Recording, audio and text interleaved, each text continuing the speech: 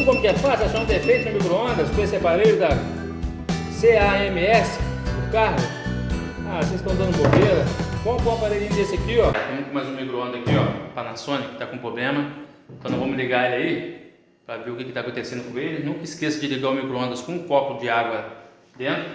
Eu vou aproveitar e vou apresentar para vocês aqui, ó, o aparelhinho de teste que testa tudo do micro-ondas, membrana, testa tudo, primário, secundário, capacitor, magnetron, diodo de alta, entendeu? Então esse aparelhinho eu aconselho vocês a adquirir para quem mesmo não é técnico, né? Para quem é hobbyista mesmo, pode comprar um aparelhinho desse aí, vocês vão conseguir arrumar o micro-ondas de vocês, beleza? De água e vamos ligar aqui 5 segundos para ver o que está acontecendo com ele.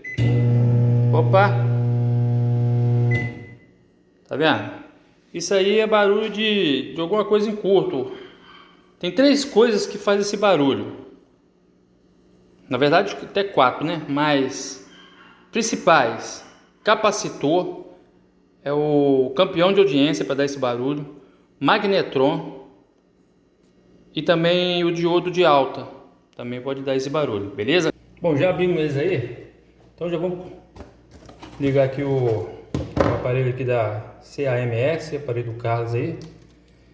Para usar o continuidade não precisa de ligar ele na tomada, né? Que ele já vem com a tomada também. Então a gente pode ligar ele direto aqui, ó.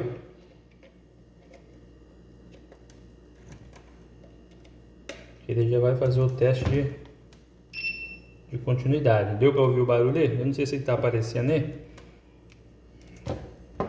Vamos ver se ele está aparecendo. Tá, então agora o que nós vamos fazer? Nós vamos fazer primeiro o teste do magnetron, certo? Vamos começar por etapa.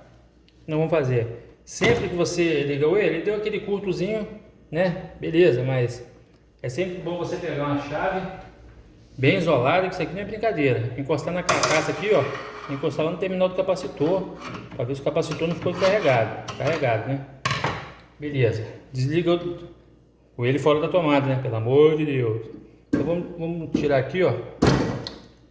Ó, se você tem dúvida, tira a foto, entendeu? Para você, tá vendo?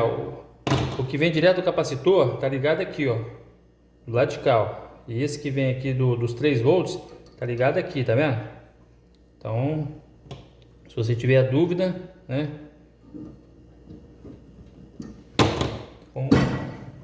Então tiramos os 2 aqui e agora nós vamos usar o teste de continuidade. O que acontece aqui? Os 2 filamentos aqui do magnetron, ele tem que dar continuidade.